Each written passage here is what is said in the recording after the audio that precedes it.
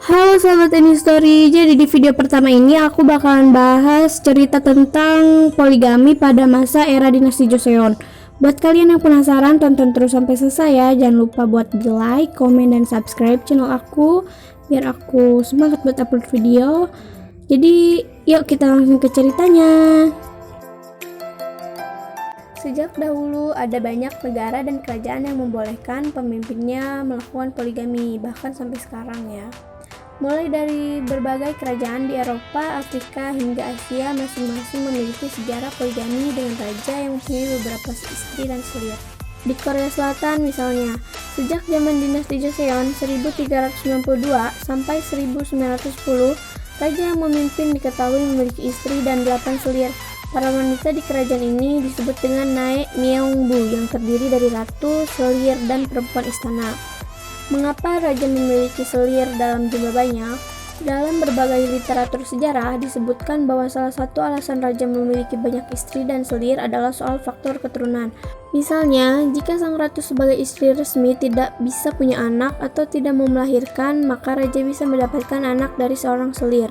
Terlebih lagi, bila sang selir yang melahirkan anak raja adalah pelayan sang ratu, artinya anak tersebut akan menjadi milik ratu dan selir tidak ada hak untuk merawatnya.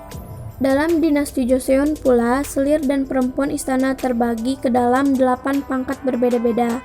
Kedelapan peringkat itu adalah Bin untuk peringkat 1 senior, Kui-in peringkat 1 junior, So-ui peringkat 2 senior, Suk-ui peringkat 2 junior, So-yong peringkat 3 senior, Suk-yong peringkat 3 junior, So-won peringkat 4 senior, dan Suk-won peringkat 4 junior. Mereka semua bisa dipanggil Yang Mulia. Peringkat dan tugas para selir ini biasanya diatur oleh ratu sebagai istri sang raja. Ratu yang nantinya akan mengatur kehidupan dan peran mereka di istana, mulai dari tempat tinggal, makanan apa yang boleh dimakan, hak-haknya dalam mendapatkan perawatan kecantikan, hingga jenis dan warna baju apa yang boleh dikenakan. Peringkat seorang selir paling terlihat dalam jenis pakaian bernama wonsam yang biasa dipakai untuk berbagai upacara kerajaan.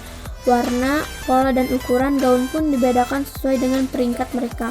Seorang selir dan putri mahkota akan mengenakan pakaian berwarna merah keunguan, sedangkan ratu biasanya tampil dengan busana serba merah. Sedangkan pakaian formal sehari-hari juga dibedakan menurut peringkatnya. Pakaian yang disebut dang-ui ini memiliki pola busana berlapis emas bila dikenakan oleh sang ratu. Tetapi para selir dan perempuan istana tidak diizinkan mengenakan busana yang mirip dengan busana ratu.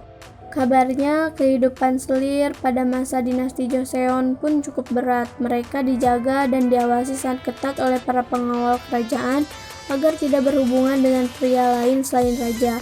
Karena sebagai selir, mereka harus siap kapanpun raja meminta dilayani.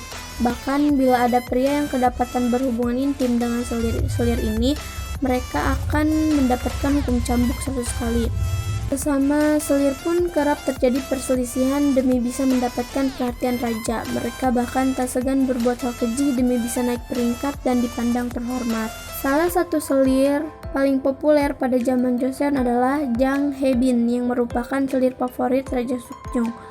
Ia dijatuhi hukuman mati dengan cara diracuni setelah dinyatakan bersalah karena menyewa dukun untuk mengutuk Ratu In-heon, istri sah Raja Sukjong, agar putranya Gyeongjong bisa naik tahta menjadi raja. Poligami di masa modern Korea Selatan. Profesor Andrei Lenkov yang berprofesi sebagai dosen di Kookmin University, Seoul, Korea Selatan, dalam jurnalnya di Korean Times mengatakan bahwa sejak abad ke-15, hukum Korea dengan jelas menetapkan bahwa setiap pria hanya boleh memiliki satu istri. Ia bisa menikah kembali bila sudah bercerai atau sang istri telah meninggal. Namun, dalam kebanyakan kasus yang berlaku justru sebaliknya. Laki-laki dengan kedudukan sosial dan pendapatan yang jauh di atas rata-rata yang bisa memiliki wanita simpanan sehingga terdapat perbedaan yang jelas antara istri sah dan seorang selir, atau istilahnya perempuan simpanan. Tak jarang istri sah pun mengetahui bila laki-laki tersebut memiliki perempuan simpanan. Maka wanita simpanan akan berada sepenuhnya di bawah kendali istri sah. Karena hal inilah selama berabad-abad tidak ada perempuan terpelajar dan berpendidikan yang rela menjadi seorang selir. Biasanya yang akan mempertimbangkan diri untuk menjadi selir adalah Gisaeng. yang ingin berhenti dari profesinya. Giseng itu pelacur ya guys, atau gadis dari keluarga yang miskin, karena dalam bahasa Korea selir biasanya disebut dengan chop yang memiliki konotasi negatif serta memalukan. Pada 1920-an, jenis baru pernikahan poligami pun muncul. Ini adalah pernikahan antara laki-laki dan perempuan modern yang berasal dari latar belakang keluarga terpandang. Keduanya menikah karena dijodohkan sejak usia remaja. Maka tak heran setelah menikah pun laki-laki akan tetap menjalin hubungan dengan perempuan yang benar-benar dicintainya.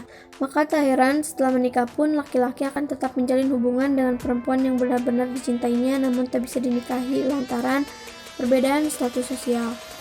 Banyak laki-laki yang justru menceraikan istri pertama mereka dan menikahi perempuan yang dicintainya, meskipun hal ini sangat ditentang oleh orang tuanya. Namun, beberapa laki-laki mencoba untuk menikahi perempuan simpanannya dengan tetap mempertahankan istri pertama sebagai pasangan resmi. Mirisnya, bila seorang perempuan diketahui sebagai istri kedua, ia akan dianggap rendah serta status sosialnya menurun. Ini juga berlaku untuk anak yang lahir dari istri kedua. Ia akan dicap anak yang tidak diakui secara hukum sehingga menyulitkannya untuk bersekolah hingga mendapat pekerjaan. So guys, jadi segitu dulu cerita dari aku. Semoga kalian suka sama cerita yang aku bawain. Aku mohon maaf bila banyak kesalahan pengucapan dalam video pertama kali aku ini. Buat kalian yang udah tonton video aku sampai selesai, buat kalian yang udah subscribe, aku mau bilang banyak-banyak makasih buat kalian. Jadi sampai ketemu di video selanjutnya. Bye.